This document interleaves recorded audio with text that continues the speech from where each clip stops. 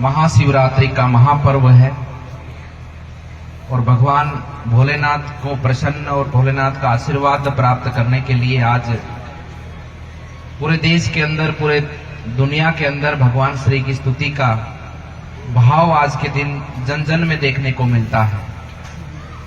उसी का बड़ा मेले का आयोजन हमारे अपने गांव इस बूढ़वाल के अंदर काफी लंबे समय से यहाँ पर आप सभी भक्तों के माध्यम से आयोजन किया जाता है, जिसमें कि आज मुझे भी आने का सौभाग्य मिला है और बाबा जोड़वाले के दर्शन करने का सौभाग्य मिला। और जैसा कि भगवान श्री कहते हैं कि कण कण में भगवान राम विराजमान है, तो आप सबके दर्शन करने का भी सौभाग्य मिला है। आप सब पुण्य आत्माओं का भी आशीर्वाद और स्नेह मुझे प्राप्त होगा आज इस दिन, मुझे ये पूरा विश्वास है।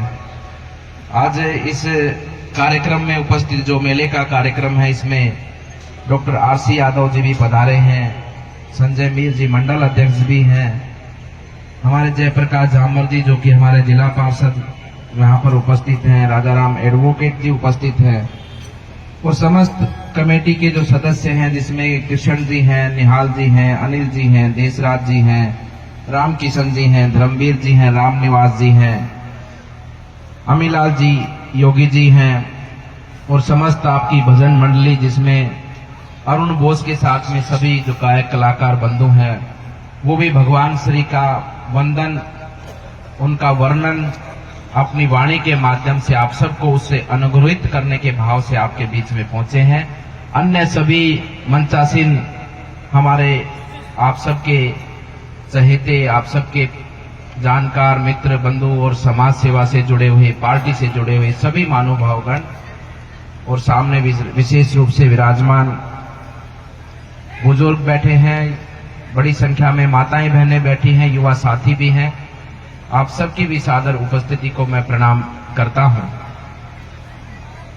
ये हमारे देश के अंदर परंपराएं हैं कि हर गांव में समय समय पर मेलों का आयोजन होता है।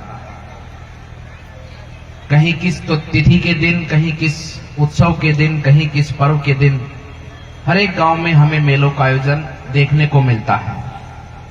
और ये हमारी संस्कृति का ही सौंदर्य है, जिसमें ऐसे आयोजनों को हमें देखने का, उनको आयोजन करने का अवसर मिलता है। और जहां पर पूरा गांव एकजुट होकर सभी लोग एक साथ मिलकर एक धार्मिक कार्यक्रम का आयोजन करते हैं और उस धार्मिक कार्यक्रम के माध्यम से जन सेवा के भाव को प्रदर्शित करते हुए जन सेवा के उद्देश्य को प्राप्त करते हैं। इन मेलों के दिन हम सब लोग मिल जाते हैं, गांव के सब लोग मिल जाते हैं, एक स्थान पर सब लोग आकर बैठ जाते हैं, सबके विचार मिलते हैं, सबके भाव मिलते हैं। और ये हमारी परंपरा की सौंदर्यता है कि मेले ऐसे हैं हमारे कि जहां पर कई बार कोई झगड़ा हो जाता है, कोई बात हो जाती, जो कई दिनों से आपस में बात नहीं करते हैं, लेकिन मेले में आकर वो भी मिल जाते हैं, उनमें भी प्रेम का भाव उत्पन्न होता है। ये हमारे इन मेलों का स्वभाव है, ये हमारे इन मेलों का आयोजन है। आज तो भगवान भोलेनाथ का दिन है, इस सृष्टि के निर्माता भगवान भोलेनाथ का दिन है। आज के दिन भगवान श्री के श्री चरणों में हम प्रार्थना करते हैं, उनको प्रसन्न करने के भाव से उनका जलाभिषेक करते हैं और मन से, हृदय से जो हम अपनी कामना को उनके सम्मुख रखते हैं, तो निश्चित रूप से भगवान वो हमारी मनोकामनाएं पूर्ण करते हैं।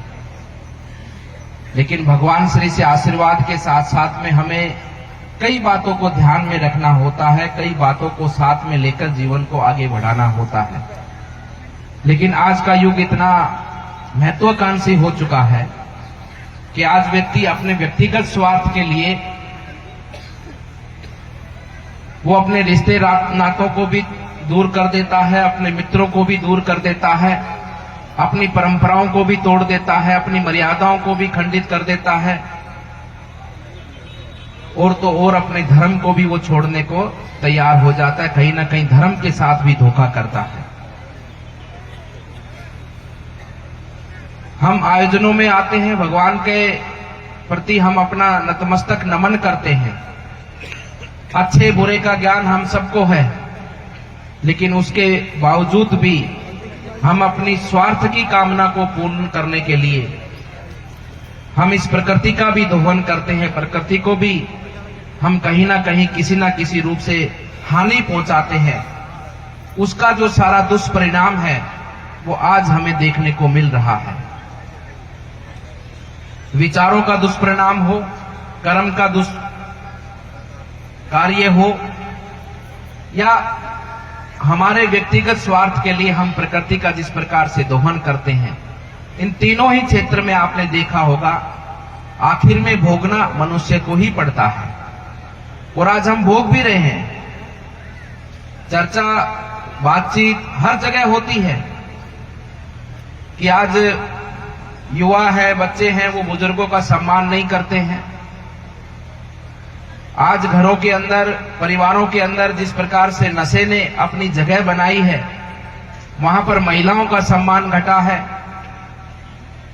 आज व्यक्ति के अंदर इतना स्वार्थ हो जाता है कि जहां उसका अधिकार भी नहीं है, वो पता है कि वो गलत है, अधिकार किसका है वो जानता है, लेकिन उसके बावजूद भी व्यक्तिगत स्वार्थ के लिए, उसको प्राप्त करने के लिए हम जिस प्रकार से लड़ाई झगड़ा, जिस प्रकार से बुरा भला बोलना, इन सब बातों को बढ़ावा देते हैं, उसी का दुष्परिणाम है कि आज ये सब चीजें हमें भोगनी पड़ रही हैं। आखिर में इसका कारण कौन है? कारण तो हम सब लोग ही हैं। हम सब ने ही ऐसी व्यवस्थाएं बनाई हैं। अगर हम अपने घर की सफाई करेंगे तो वहां शुद्धता नजर आएगी। अगर हम घर के अंदर झाड़ू नहीं लगाएंगे, पोछा नहीं लगाएंगे, तो वहां गंदगी ही नजर आएगी, उसके अलावा और कुछ नहीं नजर आएगा। उसी प्रकार से हमारे विचार, हमारा कार्य हम इस भाव से रखेंगे कि हमें समाज में शुद्धता को आगे बढ़ाना है, समाज में सद्भाव को आगे बढ़ाना है, समाज में प्रेम को आगे बढ़ाना है, समाज में मर्यादाओं का पालन हो, समाज में आदर और सम्मान हो। ऐसे विचारों को हम अगर आगे बढ़ाएंगे तो जो आज हमें ये व्यवस्थाएं, आज जो हमें ये समस्याएं जो देखने को मिलती है, मुझे पूरा विश्वास है कि उसमें बड़ा परिवर्तन आएगा। क्योंकि हम गलत रास्ते पर चले तो आज यहां पहुंचे हैं। हम आज से ही सही रास्ते को अपनाएंगे तो आने वाले समय पर हमारे बच्चे, बच्चियों का और हमारा ये पूरा समाज एक शुद्ध वातावरण के साथ में मिलजुल कर आगे बढ़ेगा और समाज के अंदर पुनर्धर्म की स्थापना होगी। और ये तो हमारा सौभाग्य है आज कि आज हम इस पल के गवाह हैं, इस पल के हम साक्षी हैं कि आज कितना सब कुछ अच्छा हो रहा है देश के अंदर। आज कितनी बड़ी बड़ी घटनाएं, कितने बड़े बड़े कार्यक्रम जो लंबे समय से हमारा जनमानस, हमारा हिंदू समाज जिनकी प्रतीक्षा कर रहा था, वो भगवान रामलला भी अब विराजमान हो चुके हैं अपने आसन के ऊपर। ये हमारा सौभाग्य है कि हम सब वो देख पा रहे हैं, हम वो देख रहे हैं आज। और ये उसी सुख की अनुभूति है जब भगवान श्री राम लंका विजय कर कर अयोध्या लौटे थे तो पूरा भारत, पूरी नगरी, पूरा ये देश प्रसन्न था और उसी समय राम राज्य की स्थापना हुई थी। आज हम भी उस पल के गवाह बन रहे हैं, हम भी यही महसूस करते हैं, हम भी वैसी ही अनुभूति रखते हैं कि भगवान रामलला विराजमान हो चुके हैं। अब ये प्रजा सुख का भोग करेगी और सुख के वातावरण के साथ में इस देश को लेकर आगे बढ़ेगी। इसलिए बंधुओं, आज शिवरात्रि है, भगवान का अभिषेक कर दिया, भगवान के वहां प्रसाद चढ़ा दिया, भगवान के वहां पर हाथ जोड़ लिए और हम सब लोग भी यहां पर आकर भंडारे के अंदर सम्मिलित हो गए। केवल इतना मात्र नहीं, यहां से संस्कार लेकर जाएं, यहां से मर्यादाएं लेकर जाएं, यहां से हमारा कर्म लेकर जाएं कि एक व्यक्ति का कर्म क्या होता है, उस भाव से अपने जीवन को हम आगे बढ़ाएंगे, तभी हमें परिवर्तन देखने को मिलेगा और तभी भगवान का आशीर्वाद हम सबको प्राप्त होगा। अभी प्रधान जी भी पहुंच गए हैं, तो तभी हमको भगवान का आशीर्वाद प्राप्त होगा, अन्यथा हम इस मकड़ जाल के अंदर फंसते जाएंगे, कहीं शांति नहीं मिलेगी, कहीं मन को स्थिरता नहीं मिलेगी। कुछ होते हुए भी, सब कुछ होते हुए भी ऐसा लगेगा कि मेरे से पता नहीं क्या छूट रहा है। सब कुछ होते हुए भी ऐसा लगेगा कि मेरे पास कुछ नहीं है। इसलिए इन विचारों के साथ में हम आगे बढ़े और अच्छाई की स्थापना करते हुए अपने देश, अपने इस धर्म, अपने संस्कृति को और अपने इस मानव समाज को लेकर हम सब आगे बढ़ते हुए इस देश का कल्याण करें।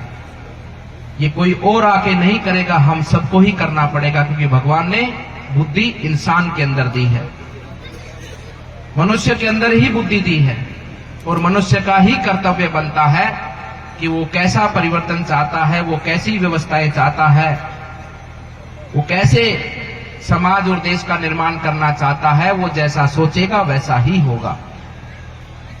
अंत में मैं इतना ही कहना चाहता हूं,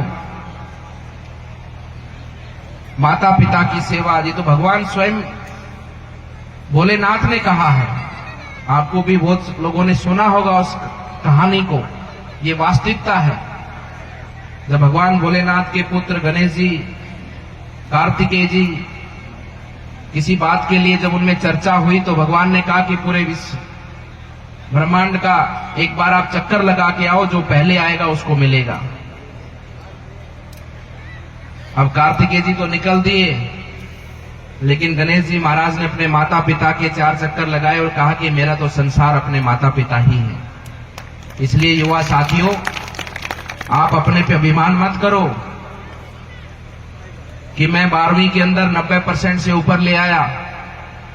आप अपने पर अभिमान मत करो कि मैं खुद की मेहनत पर नौकरी लग गया। आप अभिमान मत करो कि आपने धन कमा लिया। आप जो कुछ भी कर पा रहे हो तो केवल और केवल आपके माता पिता के कारण कर पा रहे हो, अन्यथा आप इस संसार में जन्म ही नहीं ले सकते। तो करने की तो दूर की बात है। माता पिता चाहे जैसे भी हो, अगर हम उनको प्रेम करेंगे तो वो आपको आपका आशीर्वाद ही देंगे। छोटी मोटी बातें होती हैं, उनको सही करके अपने माता पिता की सेवा करते हुए इस जीवन को आगे बढ़ाएं। मैं पुनः अपने बूडवाल गांव के सभी बुजुर्ग माताएं, बहनें, युवा साथियों का हार्दिक धन्यवाद, अभिनंदन करता हूं और धन्यवाद देता हूं हमारे जो भक्त है, जिनके माध्यम से मैं आप सबके दर्शन के लिए लड़ना ही है। मैं लड़ा तो इसी विश्वास से लड़ा कि केवल तिजारा की जनता नहीं, पूरे अलवर और भैरोड की जनता मेरे साथ में है। मुझे कोई चिंता नहीं है, तो कहीं से भी लड़ा दो, तिजारा तो आपका अपना है। कहीं बाड़मेर से भी लड़ा दोगे तो वहां भी जीत के आएंगे, क्योंकि मेरे लोग मेरे साथ में हैं। तो आप सबके सहयोग से उस चुनाव को आप सबने विजयी किया है। मेरा जीवन आपकी सेवा के लिए समर्पित है। ये जीवन आपका है।